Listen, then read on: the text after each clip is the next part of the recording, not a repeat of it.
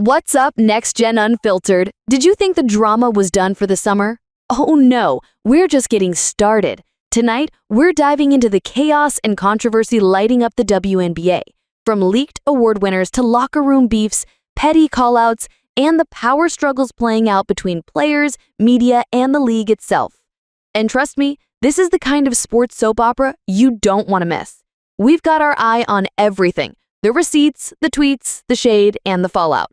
But first, if you want the real story, the receipts, and some unapologetic hot takes, hit that follow button, drop a comment with your wildest WNBA conspiracy, and share this pod with a friend who loves a little mess with their basketball. We drop every week, and baby, you don't want to miss what's next. You know, I almost wish the games were as wild as the headlines. It's like on the court, one team wins, one loses. Off the court, everybody's got smoke. Like, is this basketball or the Real Housewives? At this point, it's both. You saw that note from the WNBA PA last season, right? We call BS. We see you.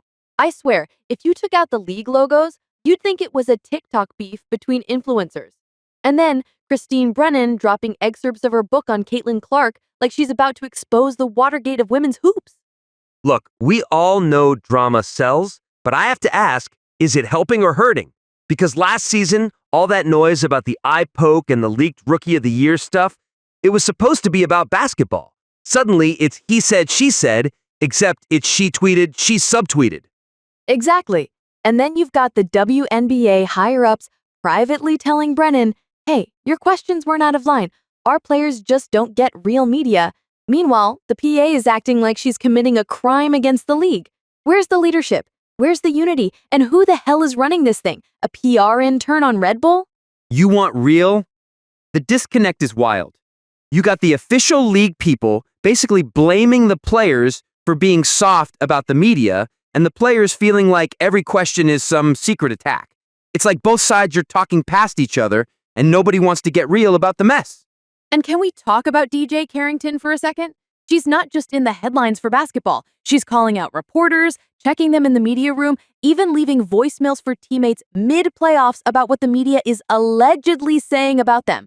That's petty, that's spicy, and that's gotta mess with your head before a win or go home game. If my teammate left me a voicemail right before tip-off saying, hey, they're trashing you in catering, I'm checking my group chat, not my playbook. That stuff gets in your head. But let's keep it real. This isn't just about one player or one journalist. It's about a league that still hasn't figured out how to handle its own spotlight. The drama isn't new, but now it's amplified because there's more attention, more social media, more receipts, and yeah, way more pressure to get it right. And more pressure on the league because at the end of the season, CBA negotiations are coming. You better believe the owners are watching every tweet, every eye roll, every public meltdown.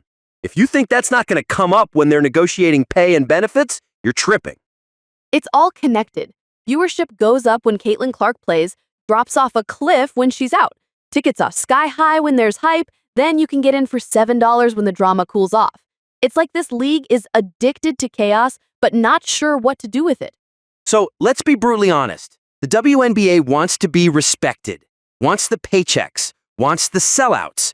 But you don't get that if your image is a civil war between players and the league and the media as the enemy. That doesn't work. The NBA figured it out years ago. Control the message, work with the media, spin the drama into something you can sell. That's the point. The league's still acting like it's the underdog, but now every little thing is on national TV. Every mistake, every beef, every bad call, there's no more hiding. You gotta own it, manage it, or get eaten alive by it. And I love how the fans just amplify it. Someone gets poked in the eye, and suddenly it's trending. Did she mean it? Did she not? Was it a flop? Was it a flagrant? You'd think it was the Zapruder film. But honestly, the WNBA could turn all this into growth if it stops running from the mess. You want a real professional league? Handle the noise like pros. Train your players for media. Have protocols. Don't leak awards by accident. Don't attack reporters. Manage the story. Or at least make the drama about the games. Talk trash on the court. Build real rivalries. Let the fans get hyped about Fever versus Sun, not who said what in a hotel hallway. Let's talk about the All-Star draft for a second. That's supposed to be the big positive moment of the week, right? Instead, we're all wondering who's going to shade who's going to get picked last, who's going to be a meme before the game even tips off. That's what the NBA gets right. All-Star is a party, it's fun, it's for the fans. In the WNBA, it's just another front in the culture war. You know what I want? I want them to lean in and make the All-Star draft spicy. Have the players talk trash. Let's hear why you picked who you picked. Give us a show. But the league's so scared of anything going viral for the wrong reasons, they forget people want to watch a show. All-Star, CBA, the regular season. Let the personalities shine. Stop policing every interaction like it's going to blow up the league. And the league needs to figure out whose side it's on. Because right now you've got league officials low-key saying the players don't get it, and the players saying the league is against them. Newsflash, if you're not all rowing in the same direction, you're sinking. And I know some people will say, well, it's growing pains. Every league goes through it.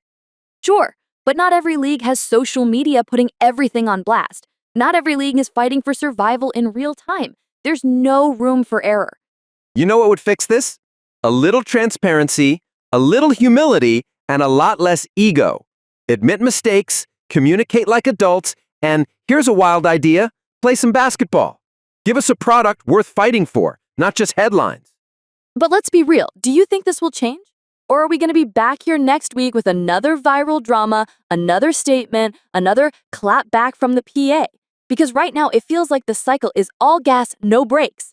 I'm going to be cynical. Until someone in the league grows up and realizes this is a billion-dollar business, not a college clique, the cycle's going to keep spinning. But maybe, just maybe, all this noise will finally force some changes. And honestly, I hope so, because I love the game. I want to see these women win, I want to see the league thrive, and I want to see them get everything they deserve. Money, respect, and a little less mess. So let's leave it right there. Are you team drama or team fix it? Are you here for the basketball, the beef, or both? Hit us up, let us know, drop a rating, and don't forget, NextGen Unfiltered is the only place you'll get the truth, the shade, and the real story behind the box score. And if you want more, oh, you know there's more coming. Subscribe, share, and DM us your takes for the next episode. Because if the league's going to keep giving us drama, you know we're going to keep breaking it down. See you next week. And if you're on the court or in the comments, just remember, we see you. And we call BS, but we're still here for the game. That's it for tonight. NextGen Unfiltered